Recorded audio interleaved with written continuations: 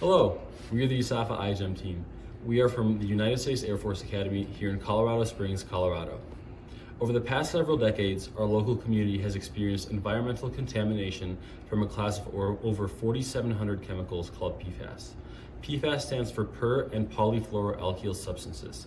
From waterproof coatings to firefighting foams, PFAS have been manufactured for water repellency, heat resistance, and high durability needs. Due to their common use, PFAS are often released into municipal water systems, spreading into runoff and often ending back into the human population. More than 16.5 million Americans have drinking water contaminated with PFAS, and 6 million of these people are drinking water with toxic levels of PFAS.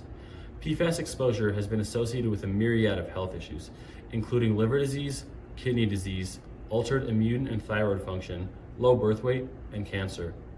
The global cost of PFAS-related health issues is estimated at over $150 billion. To take on this rising global issue of PFAS, our IGEM team created the DeFluorine machine. Our machine includes enzymes purified from the bacterial species Delphtia acetovorans, which are able to break down harmful PFAS chemicals into smaller, potentially less toxic components. As we started creating our DeFluorine machine, the 2021 USAFA IGEM team sought to integrate human practices into every aspect of our project. Our journey began with a meeting with Dr. Stephen Roberts, a tissue engineer, who helped broaden our team's scope and perspective on the possibilities of biotechnology.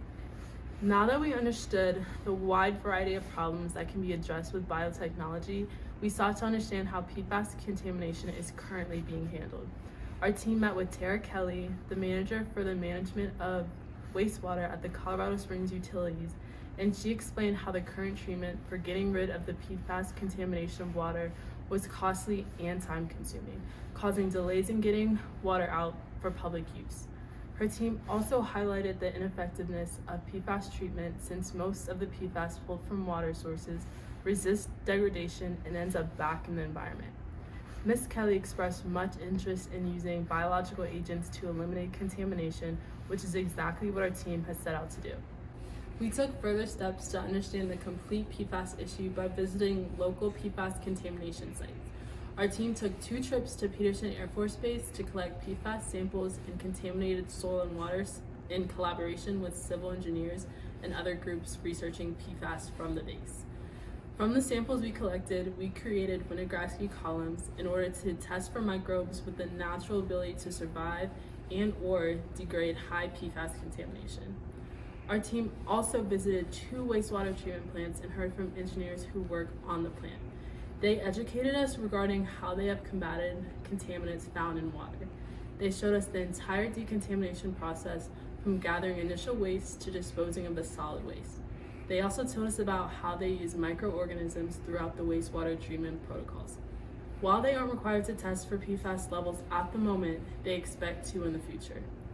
This trip gave us insight into how our solutions could potentially be implemented at a treatment plant. Once we collected our PFAS contaminated soil samples and had a full understanding of the current ineffective and expensive PFAS treatment methods, we set up recurring monthly meetings with scientists at the Air Force Research Labs, also known as AFRL. We collaborated our efforts to find mechanisms to remediate PFAS pollution. AFRL has provided valuable mentors who help guide our research by providing protocols, advising on data analysis, helping with methods development, and overall shaping our research project. They have helped provide data from instruments that we do not have access to at the USAFA IGEM lab, and their ongoing collaboration has provided critical advantages to our work.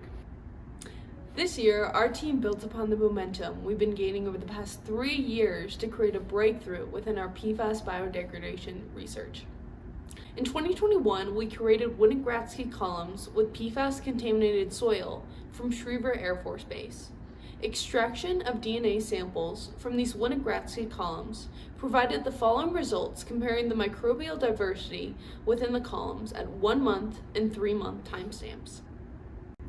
From the column spiked with 666 parts per million PFAS, there was an increase in Delphtia abundance between 1 month and 3 months into the experiment. We isolated the aerobic bacterial species Delphtia acidivorans from the columns and attempted to grow it in Raymond's minimal media with 1 part per million PFOA. D. acidivorans exhibits growth in minimal media with PFOA as the only carbon source. A follow-up experiment in 2020 indicated the potential for D. acidivorans to contain enzymes capable of degrading PFAS. This experiment involved large amounts of D. acidivorans grown in TSB to be lysed in order to expose the cytosol content. This crude lysate was then exposed to either 100 parts per million PFOA, 100 parts per million ethyl trifluoroacetate, or water. Fluoride concentrations were then monitored over time using a selective ion probe. As shown in this figure, fluoride release was observed in lysed D. acidivorans when exposed to PFOA. In response to this research, our team performed a blast search to identify 2 dehalogenases, dehalogenase 1 and dehalogenase 2, known to exist in Delphtia acidivorans. Now armed with the knowledge that Delphtia acidivorans contains enzymes potentially capable of PFAS degradation, our 2021 IGEM team set out to express, characterize, and optimize these dehalogenases to break down PFAS. We began by partnering with our experts from Air Force Research Laboratory to sequence our specific strain of Delphtia acidivorans from our original Winogradsky columns. Our bioinformatics team revealed our PFAS-contaminated soil sample contained Delphtia acidivorans strain D4B.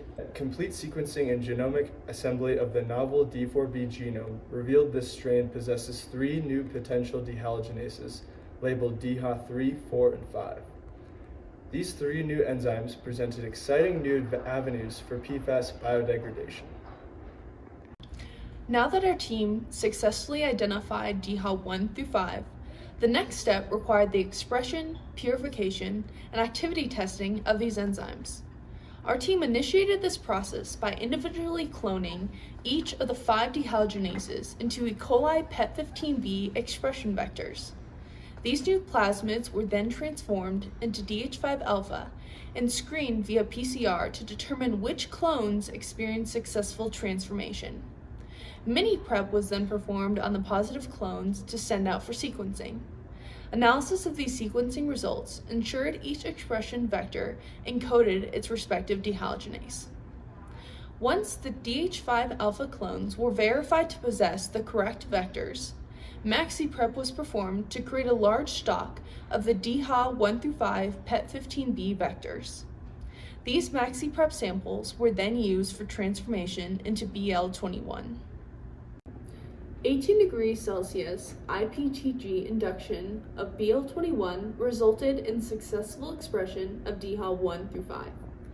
After the best expressing clone was identified for each dehalogenase, we were able to purify each enzyme. The purified dehalogenases could then be tested for enzymatic activity with a fluoride probe and fluoride NMR. We chose to initially test whether purified DHA1 through 5 could break down the substrates PFOA, HFIP, or TFA, since these perfluorinated compounds vary drastically in size. 1 millimolar of PFOA, HFIP, and TFA were individually mixed with each of the dehalogenases and incubated overnight. The fluoride NMR spectra revealed a spike at -75.5 ppm that corresponds with a lone trifluoromethyl group. This CF3 product was confirmed after additional enzyme was added to the reaction, and the -75.5 ppm peak on the NMR spectra grew.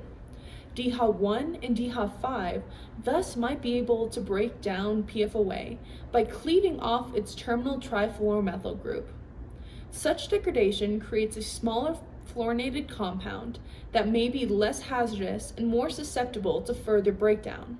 We performed fluoride probe assays on the monofluorinated ethyl fluoroacetate, also known as EFACT, as the substrate. DHA2 and DHA4 both proved capable of monodefluorination. However, fluorine NMR in these samples reveals that ethyl fluoroacetate naturally converts into fluoroacetic acid in water. More studies will be needed to determine which of the 2 substrates, DHA2 and DHA4, are actually defluorinating. Initial kinetic studies of DHA2 and DHA4 revealed DHA2 appears much more efficient at monodefluorination than DHA4. These initial kinetic studies suggest that they are very slow-acting enzymes, but they still offer an exciting potential for future studies into monodefluorination mechanisms. From our research into 5 Delphtia acidovorans enzymes this year, we were able to create 9 new parts to add to the IGEM library. These include 4 coding parts and 5 composite parts. Our parts add to our contribution, improvement, and engineering success goals for this year's competition. Our improved part built upon the dehalogenase research of the 2020 USAFA IGEM team. As stated earlier, DHA2 was discovered from a blast search of Delphtia acidovorans last year. Partnered with experts at AFRL, our 2021 team modified the genetic sequence of DHA2 to optimize it for expression in E. coli. We incorporated this improved part into a new backbone, a PET15B vector, also for better expression in E. coli. With these improvements, our 2021 team successfully expressed, purified, and showed improved enzymatic activity of DHA2. Our research identified DHA2's capability to defluorinate monofluorinated compounds. Our bioinformatics team sequenced a novel Delphtia acidovoran strain, D4B genome. We then utilized PROCA software to predict potential dehalogenases within this bacterial strain. Our efforts annotating the genome uncovered 3 novel proteins, DHA3, 4, and 5, previously unknown to exist in D4B. Our modeling team then took the sequences for these novel proteins and used de novo structural modeling to generate 3D structures. From these models, we determined DHA1 likely exists as a monomer, but our other 4 enzymes are likely dimers. The models were then used for docking studies, where we use AutoDock Vena software to find the most favorable locations for the substrates in the enzymes pockets. Then we conducted umbrella sampling simulations to gradually pull the substrate out of the pocket and determine the free energy required. This allowed us to see where and how well per and monofluorinated substrates bind to each of our 5 dehalogenases. These modeling efforts not only supported our experimental findings, but they provided insight into potential sites for future genetic engineering to improve DHA1 through 5. DHA1 and 5 provide exciting potential for degradation of perfluorinated compounds. These 2 enzymes may be able to partially break down PFOA, which is a step closer to dicing up PFOA into smaller, less toxic, and potentially more easily degradable parts. The future for our 5 dehalogenases looks bright. We plan on testing the purified active enzymes with additional mono and perfluorinated compounds to better understand the enzymatic kinetics. Additionally, further work with size exclusion chromatography will help to validate dimer models of DHA2 through 5. There may also be combinations of these dehalogenases to create an effective dehalogenase multimeric protein. Now that we have active enzymes, we have the ability to perform point mutations to increase activity and efficiency of PFAS degradation. With our work this year, our IGEM team is that much closer to accomplishing our ultimate goal of creating a scalable biodegradation method for PFAS. Should we find an effective degradation method for PFAS, implementation will be critical. Compared to current technology, biological degradation of PFAS contamination sites may present a more effective and less expensive solution. The U.S. Department of Defense alone has allocated $2.1 billion in the 2021 fiscal year for PFAS remediation. Decreasing the cost of cleanup efforts will promote PFAS environmental rehabilitation across the world. Our data indicates DHA1 through 5 from Delphtia acidovorans may have the ability to partially break down PFAS chemicals. These enzymes could be part of a novel cell-free PFAS degradation method that would provide an alternative to current expensive and inefficient treatment protocols. This DeFluorine machine can then be incorporated into existing wastewater treatment facilities to mitigate the need to buy new and highly complex water treatment systems for dangerously contaminated areas. This system would drastically decrease the negative health effects and associated medical expenses experienced by communities with PFAS-contaminated drinking water. The need for our implementation strategy became very clear when we met with Mr. Robert Balot during our summer research at AFRL. As a lawyer, Mr. Balot has dedicated over 20 years towards litigating the dumping of PFAS chemicals by companies like DuPont and fighting for justice for people affected by PFAS pollution. During our meeting with Mr. Balot in Cincinnati, Ohio, he provided insight into the current international state of PFAS usage, production, and regulation. His successes in advocacy and regulation of these toxic chemicals provide hope for scientists and policymakers alike to tackle the global PFAS issue. A biological solution to PFAS degradation is now needed more than ever. We left this meeting highly motivated to continue our research efforts. We also gained a re-energized commitment for public outreach in order to inspire others with the power of synthetic biology and educate them about PFAS. A key emphasis point for the USAFA IGEM team this year was public outreach. Over this past summer, members of our team participated in USAFA's 3-week biotechnology immersion program, also known as BIP. This program provided an outreach opportunity to local high school teachers and students. These teachers and students came from historically disadvantaged school districts, and our aim was to provide them with lab techniques and supplies to bring back to their own schools. Teachers were not only given the chance to experience the full capabilities of USAFA's biology department, but also learn directly from the officers and professors here. For the first week, the teachers were taught lab activities that directly align with the state and county's learning objectives. During the remaining time, these teachers then practiced teaching middle school and high school students different fun lab experiments. The most important aspect of this program, however, was that it overcame the largest issue many outreach programs face. The BIP BioBestie outreach included grant money that ensured each teacher had the lab materials they had practiced with for the first week, so that they would be able to bring that back to their classrooms and use them with their students. The faculty in the biology department also provided slides, worksheets, and other learning materials to go along with each lab for use in the classroom. The biotechnology immersion program allowed for outreach that built a foundation for application in the classroom, a growing community that will bring in more students and teachers in the following years, and also bridge the gap in providing all resources necessary for thorough understanding and instructor use independently. Our team was able to connect with the local community during the Cool Science Carnival Day, in which we created a station offering 3 biological demonstrations. One of our stations allowed the children to create models of chromosomes, while a different group aided kids to create bracelets resembling plasmids to educate them about the power of synthetic biology. Finally, our remaining team members helped children understand the importance of water filtration and chemical contamination. Along with our efforts to educate the local community regarding biotechnology, we also successfully contributed to the scientific community with our PFAS research. Our team members presented our work and provided valuable information about PFAS biodegradation at over 5 different scientific conferences this year. Some of our conferences included the Tri-Service Microbiome Consortium, the annual Biomedical Research Conference for minority students, as well as the Military Health System Research Symposium Conference. Our team also had the opportunity to educate over 60 Air Force and Space Force generals at the annual Corona Summit regarding the dangers of PFAS exposure, as well as our team's efforts to create a biological solution.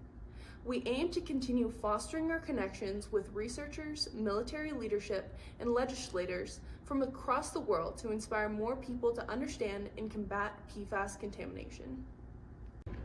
Our public outreach efforts were enhanced by our team's collaboration and partnerships with IGEM teams. PFAS contamination is an international challenge that affects millions worldwide.